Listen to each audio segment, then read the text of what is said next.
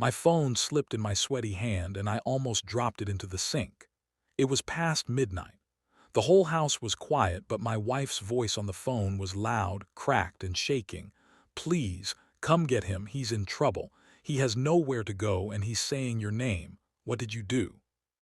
I stood there in the dark kitchen, listening to her panic, while the memory of dinner 2 nights ago hit me like a slap, my stepson leaning back in his chair, smiling like a bully and saying, "You're a loser, but my dad is." My wife had stared at her plate and said nothing. I had stayed silent, too. Now the boy had no job, no car, and no place to live, and my wife was begging me to fix it. But the truth was, I had not ruined him at all. I had only stopped protecting him. So I took one slow breath and asked the question that scared her the most. Where is he right now, and what is he running from? My name is Frank, I'm 63, and I work with my hands. I repair heating and air systems, I do honest work, I pay my bills, I show up when I say I will. I'm not the kind of man who shouts. I'm the kind of man who holds things in until they turn heavy. My wife, Dana, and I have been married for 4 years. She had her son, Tyler, long before me. Tyler was 17 when I first met him. He was tall and sharp-eyed, the kind of kid who liked to test people like life was a game and he was trying to find the weak parts. His real dad, Wade, was the opposite of me in the loudest way. Wade wore shiny watches and talked big. He always had a story about a deal he was working on. He said he was a businessman. He also said I was just a repair guy, like that was something to laugh at. At first, I tried hard. I tried to be patient with Tyler. I tried to show him respect even when he didn't show it back. I told myself, he's a kid, he's been through a divorce, he's confused. I tried to make our home calm and safe, but Tyler didn't want calm. Tyler wanted power. That dinner night, 2 days before the phone call, started normal. Dana made chicken and rice and we sat at the table. I asked Tyler how school was going. He shrugged and pushed food around like he was bored with the world. Then his phone buzzed. He checked it, smirked, and said, "Dad says he might get me the new car sooner than we thought." I didn't say anything mean, I just said, "That's nice, but remember, a car comes with responsibilities." Tyler laughed, not a happy laugh, a sharp one.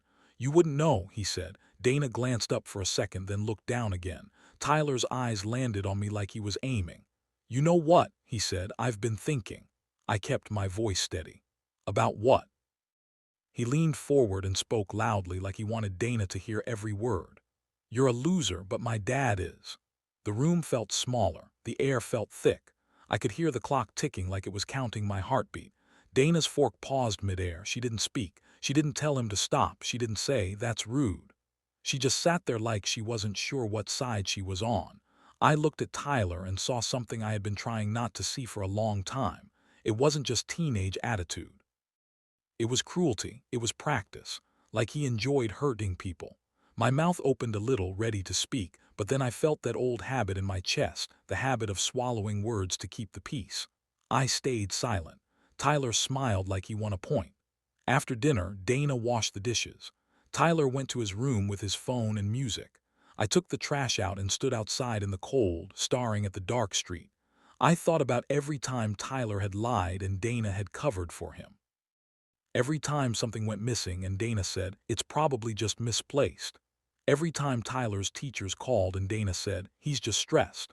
I thought about Wade's smirking face and his loud promises, and I realized something that hurt more than Tyler's insult. Dana's silence was not just fear, it was a choice. When I went back inside, Dana tried to talk like nothing happened. "He's just upset," she said quietly. I didn't yell. I didn't slam a door. I just said, "If you don't correct him, you teach him it's okay." Dana's eyes got wet. "Frank, please," she whispered, "don't make this worse." That sentence stayed in my head. Don't make this worse, like I was the danger. Like Tyler's words were fine, but my honesty was a threat. That night I couldn't sleep. I kept replaying the dinner scene and hearing Tyler's voice, "You're a loser."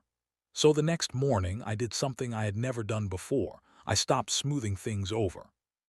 I stopped fixing problems that weren't mine to fix. Because the truth is, Tyler's life didn't fall apart because I pushed it. It fell apart because it was built on lies, and I finally stepped out of the way. 2 days passed. On the first day after dinner, Tyler left early. He didn't say goodbye. Dana said he was going to work. Work was a new thing for Tyler. He had been bragging about his job at an auto shop. He talked like he was a big man now, like money was easy. But I had noticed details that didn't match. He had cash sometimes, but he never talked about his hours. He had new shoes but no pay stubs. He seemed nervous when I asked simple questions. That afternoon, while Dana was at the grocery store, a man knocked on our door. He wore a plain jacket and held a clipboard. "Is Tyler here?" he asked. My stomach tightened. "No," I said carefully. "Who are you?" He showed me a badge. "My name is Mr. Lewis. I'm here about a report of missing parts and false records at the shop where Tyler works." My throat went dry. "You should talk to his manager," I said. He nodded. We already are, but we need to know if Tyler has access to a certain vehicle." I didn't lie. "He doesn't have a car registered here." Mr. Lewis thanked me and left. When Dana came home, I told her what happened. Her face went pale. "It has to be a mistake," she said quickly. I didn't argue. I just said maybe. That night Tyler came home late. He was tense, moving too fast, talking too much. "Everything good?" I asked. Tyler snapped. "Why are you asking?" I stayed calm. "Because I live here." He stared at me like he wanted to fight, then looked away. The second day after dinner, Tyler didn't come home at all. Dana called him again and again. No answer. She started packing, wringing her hands. "I'm sure he's fine," she said, but her voice sounded like she was trying to convince herself. Then, as the sun was going down, Dana's phone buzzed. She answered, and her face changed like someone turned off a light inside her. She listened, whispered "okay," and hung up. "What is it?" I asked. She stared at me with wide eyes. "They fired him," she said. "They said he stole." My chest tightened, but I kept my voice gentle. "Dana, we need the full truth." Dana shook her head. "No, Frank, not now." Then her phone buzzed again. Another call. She answered, and this time she started crying. I heard Tyler's voice faint through the speaker, angry and scared at the same time. "I need help," he said. "I can't go to Dad. He's mad." Dana gasped. "Where are you?" Tyler said something Dana didn't want to repeat. When she hung up, she looked at me like I was the only solid thing in the room. "He lost his job," she said, tears running down her cheeks. "And his car, his dad took it back. And he can't stay there." I didn't feel joy. I didn't feel like I won anything. I felt a heavy sadness because a kid shouldn't fall this hard even if he's cruel, but I also felt something else, something quiet and steady. Truth. Dana grabbed my arm. "Frank," she said, "what did you do? Did you call someone? Did you report him?" I met her eyes. "No," I said. "I didn't have to." Dana shook her head fast like she couldn't accept that. "Then why is this happening?" I didn't answer right away because the answer was bigger than one night. It was years of choices. Then the phone rang again. Dana answered, and this time she screamed, "Tyler, slow down, what are you saying?" She put it on speaker without meaning to. Tyler's voice came through clearly, sharp and trembling. "Mom, I messed up, okay? I took stuff. I thought it was nothing. Now they're saying cops are looking for me. I'm at a friend, but he's kicking me out. I don't have anywhere to go. Dad won't answer. And someone told them you have a husband who thinks he's better than me." Dana covered her mouth. Her eyes snapped to mine like a frightened animal. Tyler went on. "They said if I don't return the parts tonight, it gets worse. Mom, please, tell Frank to fix this. He fixes everything, right?" My heart beat slow and hard. This was the moment from the title, the panic, the collapse, the point where the silence finally caught up to all of us. And I realized something that scared me. Tyler wasn't just in trouble. He was blaming me, and he was desperate enough to do something stupid. I leaned toward the phone and spoke in a calm voice, the voice I use when a furnace is about to blow and everyone's watching me. "Tyler," I said, "tell me exactly what you took, where it is, and who else is involved right now." There was a long pause. Then Tyler whispered, "I can't, because it wasn't just me." And right then I heard a different sound in the background of his call, a door opening, quick footsteps, and a low voice saying, "He's on the phone, take it." Dana's face went white. I held the phone tighter and said, "Tyler, who is there with you?" But Tyler didn't answer. The line went dead, and Dana stared at me, shaking as if the house itself had shifted under our feet. "What does he mean it wasn't just me?" she whispered. "Frank, what is he mixed up in?" I looked at her and felt the truth forming like a storm. Because I already knew the answer, and it was worse than she thought. Tyler's job was never just a job, and Wade was never just a successful dad. And now, if Tyler was trapped with the wrong people, this was no longer just about hurt feelings at a dinner table. This was about danger. And the question hanging in the air was simple and terrifying. If I went to get him, would Tyler come home safe? Or would he drag us all into the mess he and his father had been hiding? Dana didn't sit down. She couldn't. She walked in circles like the floor was too hot to stand on, wiping her tears with the back of her hand and whispering Tyler's name like a prayer. I stayed still because someone had to be steady. "Call him back," she said. "I will," I answered, "but first, listen to me." Dana shook her head. "Frank, my son is scared. We have to go now." "We will go," I said, keeping my voice slow, "but we go smart. We don't run into a situation blind." Dana looked like she wanted to argue, but then her phone buzzed with a text. It was from Tyler, one sentence. "Mom, please don't call the cops. Wade is involved, please." Dana stared at the screen like it was burning her. "What does he mean?" she whispered. "Wade is involved in what?" My jaw clenched.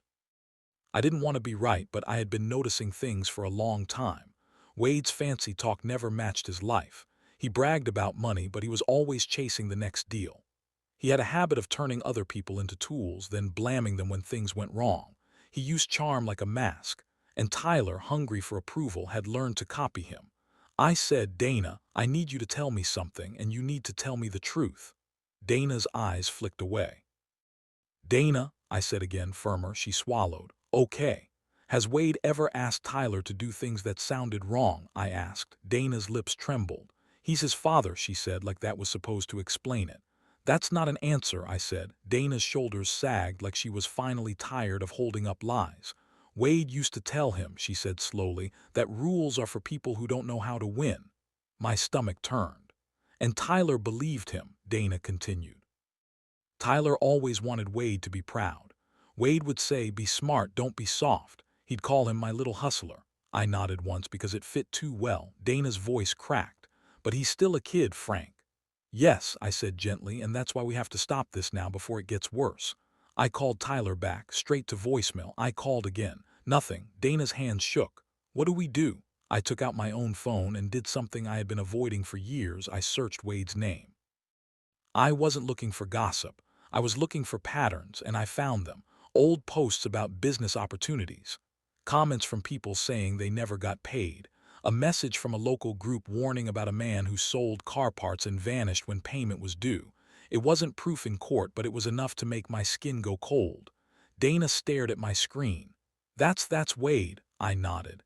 Dana covered her mouth. "No, he wouldn't." I didn't argue because denial is a strong thing when it protects someone you once loved. I called a number I hadn't called in years, my friend Ray. Ray used to be a mechanic. Now he managed a shop. Ray answered on the second ring. "Frank, everything okay?" "No," I said. "I need a favor, quietly. You know the auto shop on Maple, the one Tyler works at?" Ray's tone changed. "Yeah, why?" "Tell me what happened," I said. Ray sighed. "It's a mess. They found missing parts, expensive parts. And the inventory logs were changed. The manager called it in. They're trying to figure out who did what." "Was Wade there?" I asked. There was a pause. "I heard a name," Ray said. "A guy who shows up sometimes, talks big, says he knows where to move parts quick. People called him Wade, that your wife's ex." My stomach tightened. "Yes." Ray let out a low breath. "Frank, be careful. That kind of mess pulls people down." I thanked him and hung up. Dana's eyes were wide.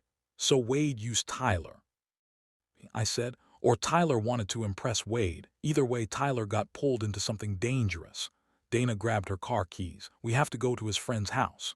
"Do you know where he is?" I asked. She hesitated. "He said he's at Jace's." I nodded. "Okay, but we do this step by step." Dana looked at me like she wanted me to take over completely, like she wanted a hero to appear so she wouldn't have to face what her silence had allowed. I said, "Dana, we are not going to fight anyone. We are not going to threaten anyone. We are going to bring Tyler home safely, and we are going to tell the truth." Dana's voice was small. "Will he hate me?" I answered honestly. "He might, but hate is better than losing him." We drove through the dark streets, Dana gripping the steering wheel so tight her knuckles turned white. I watched the houses pass by, each one warm and quiet, like the world didn't know our family was cracking. When we got to Jace's house, the porch light was on. A man opened the door, Jace's father. He looked tired and annoyed. "Can I help you?" he asked. Dana stepped forward quickly. "Tyler is here, he called me, I need to see him." The man frowned. "Tyler was here," he said. Not anymore. Dana's face fell. What do you mean? The man crossed his arms. He showed up an hour ago acting weird, packing, checking the window every minute. Then a car pulled up and he panicked. I told him he couldn't stay if trouble followed him. Dana's voice rose. Where did he go? The man hesitated, then said, he ran. He got in the car. What car? I asked. The man looked at me. Black sedan, tinted windows. Dana's breath caught. Wade, the man shook his head. I don't know who it was, but Tyler looked scared of them. Dana started crying again right there on the porch. I stepped forward and kept my voice calm. Did you see a plate number? The man sighed. No, but I heard Tyler say one thing before he left. He looked at Dana. He said, I told you I can't pay you back yet. Dana froze. I felt a chill run down my spine. That sentence was not about a teenage mistake. That was about debt. We got back in the car, Dana shaking hard now. Frank, she whispered, what if they hurt him? I looked straight ahead and said, then we do what we should have done a long time ago. We stopped protecting the wrong person. Dana turned to me. What do you mean? I said it plainly because the story needed truth now, not comfort. I think Wade has been using Tyler to steal parts and sell them, I said. I think Tyler owes money or owes parts back, and I think people are coming to collect. Dana's whole face changed, like her heart finally accepted what her mind had refused. No, she whispered. Wade would never do that to his own son. I kept my voice gentle but firm. Dana, Wade does things for Wade. Dana clutched her chest. Then why did Tyler say my name? Why did he say you can fix it? Because he thought I would clean up his mess like I always do, I thought. But I didn't say that. Not yet. Instead I said, because Tyler thinks consequences can be avoided if someone else pays. Dana's eyes filled again. Frank, please. I reached over and squeezed her hand once. We're going to find him. We drove toward Wade's place because even if Wade wasn't answering calls, it was the first place Tyler would run when he was cornered, the place he always ran to when he wanted to feel like a winner. Wade lived in a small apartment with fancy furniture that didn't match the neighborhood. As we pulled in, my stomach tightened because I saw the black sedan. It was parked near the curb, lights off. Dana whispered, "That's the car." We got out slowly. Dana wanted to run, but I held her back with a hand on her shoulder. "Stay behind me," I said.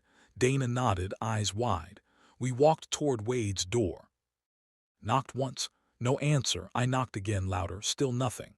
Then from inside I heard movement, a scrape, quick voices. Dana leaned close to the door. "Tyler," she called softly. A muffled sound came back, not a clear word, more like a breathy, desperate noise. Dana tried the handle, locked. She looked at me, panicking. "He's in there." I stepped back and looked at the black sedan again. My mind worked fast. If Tyler was inside and someone else was there, we needed help. Real help, not yelling. Not fists. Dana grabbed my arm. "Call the cops," she whispered. I looked at her, and this was the moment her silence finally broke. She was choosing action now, even if it scared her. I nodded, "Okay." But before I could dial, the door opened just a crack. Wade's face appeared, smiling like we were old friends. "Dana," he said smoothly, "what a surprise." Dana pushed toward the door. "Where is Tyler?" Wade's smile didn't move. "He's fine," he said. "He's just resting." I didn't like the way he said resting. Dana tried to step inside, but Wade blocked her.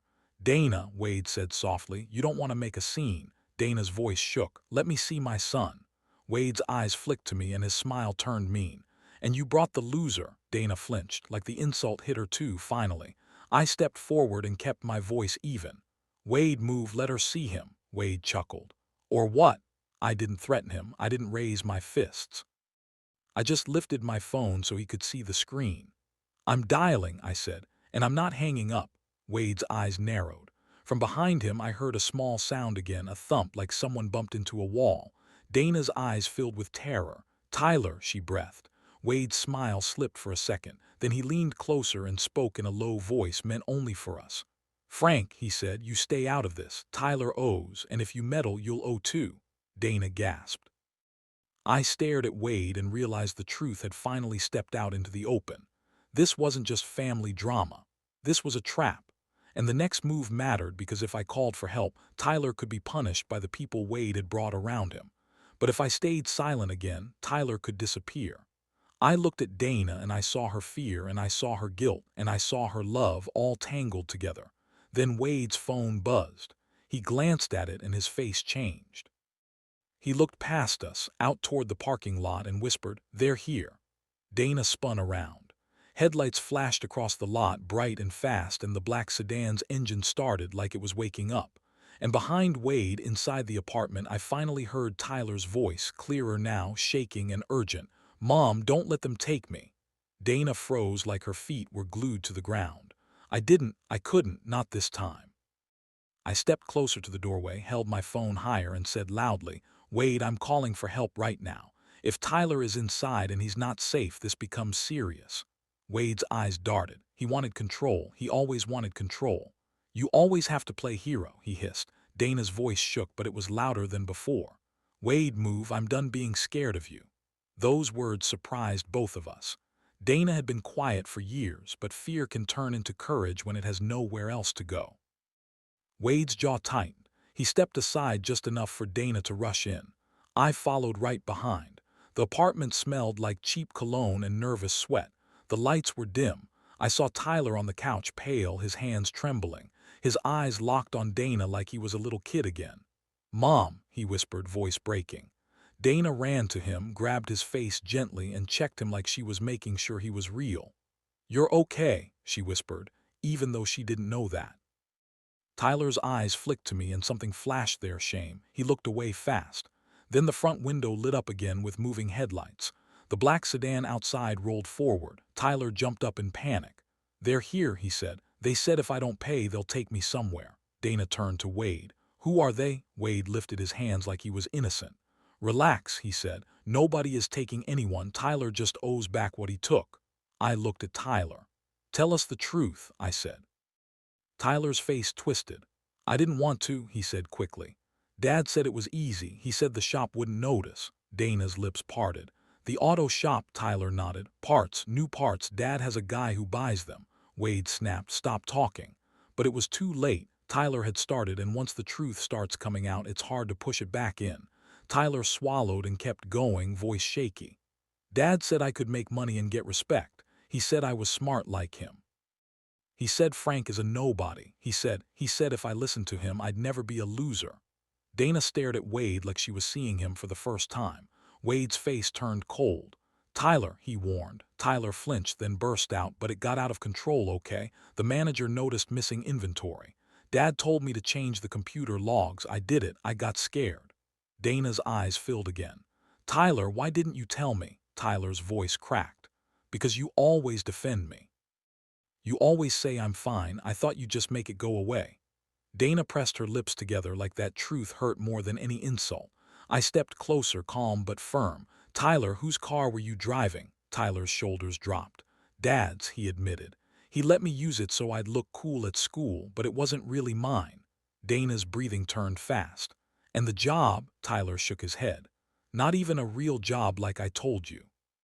Worked there, but I was doing what Dad wanted more than what the manager wanted." Wade's voice rose. "Enough, you're making it worse." I held my hand up. "No," I said. "The only thing making it worse is lies." Outside, the black sedan's door opened.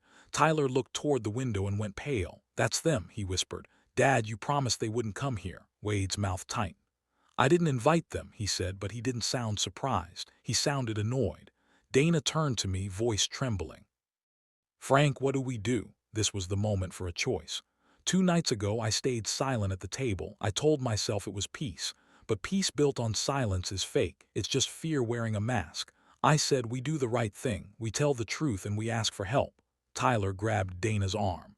"No cops," he begged. "Please. Dad said cops ruin your life." Dana hesitated, torn between fear and love.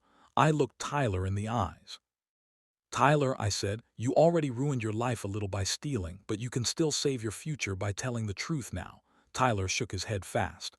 "You don't get it, Frank. They'll hurt me." I kept my voice steady. "If you keep running, you stay scared forever." Wade stepped closer to Tyler, voice low and sharp. "Come on," he said. "We leave now." Dana snapped. "No." Wade glared at her. "Dana, don't be dramatic." Dana's hands shook, but her voice was strong. "You used my son. You put him in danger. You're not taking him anywhere." Wade laughed bitterly. "He's my son too." "And you still used him," Dana said, tears streaming down her face. I saw Tyler's face twist like he didn't know who to trust anymore. Then a loud knock hit the door hard enough to rattle the frame. Bam, bam, bam. A man's voice came from outside, deep and rough. "Wade, open up." Tyler's whole body jerked. "That's him," he whispered. "That's the guy who buys the parts." Dana whispered, "Oh no." It rolled his eyes like he was tired of everyone. He walked to the door and cracked it open like before. A man stood outside, tall, with a thick jacket and a hard stare. He didn't smile. "Where's the kid?" the man asked. Wade said casually, "He's here, relax." The man's eyes slid past Wade and landed on Tyler. "You got my stuff?" he asked. Tyler shook his head, terrified. The man's jaw tightened. "Then you come with me." Dana stepped forward, blocking the view. "No," she said. "He's not going anywhere." The man stared at Dana like she was an insect. "Lady," he said, "this is between us." I stepped next to Dana. "No," I said, voice calm. "Now it's between all of us." The man's eyes flicked to me, then to my phone in my hand, then back to Tyler. "Who's the old man?" he asked Wade. Wade shrugged. "Her husband. He thinks he's a hero." The man smiled, but it wasn't friendly. "Heroes get hurt," he said. Dana's breath caught. Tyler looked like he might faint. I pressed one button. Calling. I didn't shout it. I didn't announce it like a movie. I just called. The man's eyes sharpened. "You calling cops?" I didn't lie. "Yes." Wade exploded. "Frank, you idiot." Tyler cried. "No, no, no." Dana grabbed Tyler and held him, trembling. The man outside took one step forward and the air felt like it turned to ice. "You just made this personal," he said. And then behind him the black sedan's headlights flared brighter and a second car pulled up slow, like a predator circling. Two cars now. Two sets of people. And Wade's face told the truth. He wasn't shocked. He expected this. Which meant he had been in deeper than he admitted. The man outside leaned toward the crack in the door, voice low and dangerous. "Last chance," he said. "You hang up or the kid comes with me and you don't see him again." Dana made a small choking sound. Tyler's eyes met mine, and for the first time he didn't look like a bully. He looked like a scared kid who finally understood consequences. My finger hovered. Do I stay on the call and risk making them angrier in the moment, or do I hang up and let them take Tyler? I looked at Dana and saw a mother's terror. Then I heard a sound from the hallway behind us, a small click like Wade locking an inside door. And I realized Wade wasn't just scared of the men outside, he was preparing to trap us in with him. The click of that lock hit me like a warning bell in my head. Wade wasn't trying to protect Tyler. He was protecting himself. I didn't hang up. Dead, I stepped back from the doorway, pulled Dana and Tyler farther into the apartment and whispered, "Stay close to me." Dana clutched Tyler so tight Tyler winced. "Frank," she whispered, "what are you doing?" I kept my voice low and steady. "We're not letting anyone take him, and we're not letting Wade control this." Wade glared at me. "You think you can outsmart this? You're just a loser with tools." I looked him straight in the eyes. "My tools fix problems," I said. "Your tricks create them." Another bang on the door. "Wade," the man yelled. "Open up now." Wade's face twisted. He snapped at Tyler. "You should have listened. You should have handled it." Tyler's eyes filled with tears. "You told me to do it." Dana turned on Wade, voice breaking but loud. "He's a child. He did what you told him because he wanted you to love him." Wade sneered. "Love?" he scoffed. "Love doesn't pay bills." That sentence cut the room like a knife. Because it showed exactly who Wade was, a man who used people like money. Dana shook her head slowly like she was waking up from a long bad dream. "All these years," she whispered, "I kept quiet to keep peace. But it wasn't peace, it was fear." I nodded once. "Yes." Outside, the voices got louder. Tires crunched on gravel. The sedan's engine revved like someone was impatient. I heard the dispatcher through my phone asking questions, calm and trained. I answered quickly, clear, using simple words. "We're inside an apartment. There are men outside threatening to take a teenager. The boy is scared. The father is involved in stolen parts." Wade heard me and snapped, "You're dead, Frank." Then Wade did something that made Dana scream. He grabbed Tyler's wrist and yanked him toward a back door. "Come on," Wade hissed. "We leave through the rear." Tyler stumbled. Dana lunged and grabbed Tyler's other arm. "No," she cried. Tyler's face twisted in panic, pulled between them. This was the real tug-of-war, not just between people, but between truth and lies, between the life Tyler wanted to pretend he had and the life he was actually living. I stepped in, firm but careful. I didn't punch Wade. I didn't shove hard. I simply placed my hand between Wade's grip and Tyler's arm and said, "Let go." Wade's eyes burned. "Or what?" "Or you explain to the police why you're dragging him away," I said. Wade froze. His mind worked fast, always hunting for the easiest escape.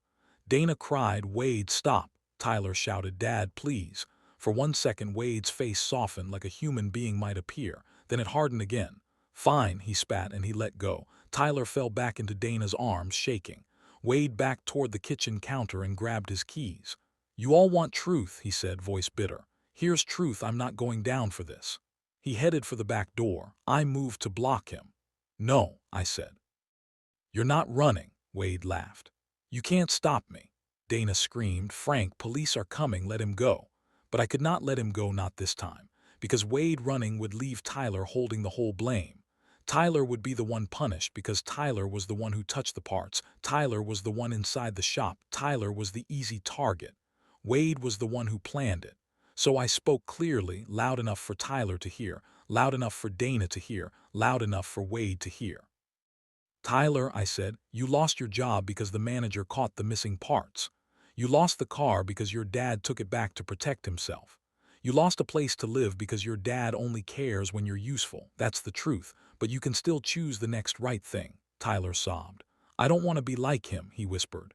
Wade snapped, "Shut up." I looked at Tyler steady. "Then prove it. Tell the truth. Tell them everything. Names, places, who bought what." Tyler swallowed hard. He nodded once, a small nod, but it was the first real brave thing I had seen from him. Outside, the banging stopped. The voices turned into muffled talking like the men were deciding what to do next. Then the front door lock rattled. Dana's eyes went wide. "They're trying to get in." I heard the dispatcher through the phone say, "Officers are on the way. Stay inside. Do not open the door." I moved Dana and Tyler farther back, away from the door, and told them, "Stay behind the couch. Stay low." Wade, meanwhile, slid his phone out and started typing fast. "What are you doing?" I demanded. Wade smirked. "Calling someone who can handle you." My stomach dropped, because now there were already 2 cars outside and Wade was calling for more. Dana whispered, "Frank, we're trapped." I looked around the apartment fast, not for weapons but for exits, back door, window, bathroom, anything. Then Tyler whispered, "I know where the parts are." I turned to him. "Where?" Tyler swallowed. "In Dad's storage unit. He keeps a unit across town." Dana stared. "A storage unit," Tyler nodded, crying. "He told me to drop stuff there. He said it's safe." That was the missing piece, the proof, the place where truth lived. If we could tell the police about that storage unit, Wade couldn't run from responsibility. But before I could speak, the front door shook again, harder. A deep voice outside said, "Open up or we break it." Dana covered Tyler's mouth to stop him from making noise. Wade stepped closer to the door, not to protect us, but to negotiate for himself. "Wait," Wade called. "Just wait, I'm handling it." I hissed, "Don't open it." Wade turned, eyes cold. "You don't give orders in my house." Dana screamed, "It's not your house, Wade." Wade ignored her. He unlocked the chain. Dana lunged forward, trying to stop him, but she was too late. The door opened, and the man from before stepped inside, followed by another man. Tyler let out a small, terrified sound. The first man looked around, then smiled slowly. "Well," he said, "look at this, family night." His eyes landed on Tyler. "Time to pay up." And then his eyes slid to me and the smile vanished. "You," he said, "you're the one who called." I kept my voice steady. "Yes," he nodded slowly, like he was making a decision. "Then you're coming too." Dana screamed. "No," Tyler cried. "Frank." Wade stepped back, pretending he wasn't part of it. And that was the sickest betrayal of all. Wade had opened the door to the danger he created, and he was ready to let them take me and Tyler so he could escape. The man took 1 step toward me, and I heard sirens in the distance, faint but real. But the men heard them too. The first man cursed under his breath, then grabbed Tyler's arm. Tyler screamed. Dana grabbed Tyler's shirt, pulling him back. And I realized in one flashing second that the next moment would decide everything: Tyler's future, Dana's safety, and whether the truth would finally win, or whether Wade's lies would swallow us whole. The sirens grew louder, and that sound changed everything. It didn't magically fix the danger, but it shifted the balance. The men outside weren't brave. They were bullies. And bullies hate witnesses and flashing lights. The man holding Tyler tightened his grip, but his eyes darted to the window. He was calculating how fast he could leave. Dana clung to Tyler's shirt and cried, "Let him go." Tyler was shaking so hard his knees looked weak. Wade stood back, silent, trying to look like he was not involved. I spoke calmly, not to threaten but to slow things down. "You don't want this," I said to the man. "Police are coming. Let the kid go and walk out." The man sneered, but I saw fear behind it. "Shut up," he snapped. He jerked Tyler toward the door. Dana screamed and tried to pull Tyler back, and Tyler cried out, "Mom!" It could have turned into chaos fast, and chaos is where people get hurt. So I did the only safe thing I could do. I said the truth out loud, clear and loud enough for everyone to hear. "The parts are in Wade's storage unit," I said. "Tyler can tell the police the unit number. Wade is the one selling the stolen parts." Tyler was used. The room froze. Tyler stopped struggling for a second and stared at me. Dana stopped too, eyes wide. Wade's face went sharp with panic. "Frank," he yelled. The man holding Tyler blinked, then looked at Wade like Wade was suddenly less useful. "You got a storage unit?" the man asked Wade. Wade's mouth opened, but no words came out. The second man stepped closer to Wade. "You didn't tell us that." Wade lifted his hands. "It's not like that," he said quickly. "Frank's lying. He's trying to save the kid." But Tyler, shaking, said in a small voice, "It's true." Those two words mattered. It was true. The man holding Tyler cursed again, louder. "We're leaving," he snapped. He shoved Tyler away, not kindly, just quickly, like Tyler was suddenly a problem. Tyler stumbled into Dana's arms, and Dana wrapped her whole body around him like she could shield him from everything. The men backed out fast. Wade moved too, stepping toward the back door like a rat looking for a hole. But the police arrived right then, voices outside, feet running up the stairs, flashlights sweeping the hallway. "Police," a voice called. "Step away from the door." The two men raised their hands halfway, then tried to slip past, but officers were already there. It happened quickly. No big heroic movie moment, just trained people doing their job. An officer stepped inside and asked, "Who called?" "I did," I said. "My wife's son is being threatened. There are stolen auto parts involved." Dana was shaking, still holding Tyler. "He's my son," she whispered like she needed the officer to understand. The officer's face softened a little. "Ma'am, is he hurt?" Tyler shook his head, eyes wet. "No," he whispered, "just scared." Another officer looked at Wade. "And you are?" Wade tried to smile. "I'm the father," he said. The officer's eyes narrowed. "Then you should have been protecting him." Wade's smile slipped. Right there in front of Dana, in front of Tyler, in front of me, the truth started to become solid. Not feelings, not guesses, facts. They separated everyone and took statements. Tyler sat at the kitchen table, a blanket around his shoulders. He looked smaller than I had ever seen him, like all his fake confidence had drained away. An officer asked Tyler gently, "Tyler, we need you to tell us what happened. Start from the beginning."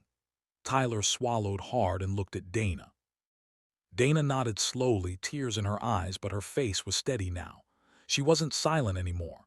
Tyler began, simple and clear because he was finally too tired to pretend. He explained how Wade had been visiting him more often, not to be a better father, but to pull him into easy money. Wade told him the shop had more parts than they need. Wade said, "They won't miss it." Wade said, "You're smart, prove it." Tyler admitted he stole parts from the shop and hid them. Wade's buyer would pay cash. Tyler said the cash made him feel powerful for a moment. It made him feel like he wasn't a loser. It made him feel like Wade was proud. But then the shop noticed. The manager checked inventory, checked security cameras, and brought in an investigator. Tyler got fired. He panicked. Wade reacted the way Wade always did, protect Wade. He took back the car Tyler was driving and told Tyler, "Don't bring trouble here." He refused to let Tyler stay with him, and he stopped answering Tyler's calls when the trouble got real. That is why Tyler had no car and no place to live. That is why his big life collapsed in 2 days. It wasn't a magic revenge plan. It was the truth catching up. Tyler then explained the debt. Wade had promised the buyer a certain amount of parts fast. When Tyler got caught, the buyer demanded money back or parts back. Tyler didn't have either. That's why the men showed up. The officer asked, "Where are the parts now?" Tyler took a deep breath and said, "In Wade's storage unit. I can show you. I know the number." Wade tried to interrupt. He's lying, but his voice was weak now. He sounded like a man watching his mask fall off. Dana looked at Wade with a kind of pain that was clean and clear. "He's not lying," she said. "I should have listened sooner." The police went to the storage unit that night with Tyler's directions. They found boxes of parts and other items that didn't belong there, enough to show a pattern, not just one mistake. Wade was taken in for questioning. The buyer and his friend were also questioned because threats are serious, and the police now had names, faces, and a reason. Later, the officer came back and told us the simple truth. "You did the right thing calling. That boy could have been taken somewhere else tonight." Dana sank into a chair and cried quiet tears, the kind that come after fear has burned through you. Tyler stared at his hands and whispered, "I'm sorry." Dana pulled him into a hug. "I'm sorry too," she said. "I should have stopped this a long time ago." Tyler looked up at me, eyes red. "Frank," he said, voice shaky, "I didn't mean it what I said at dinner.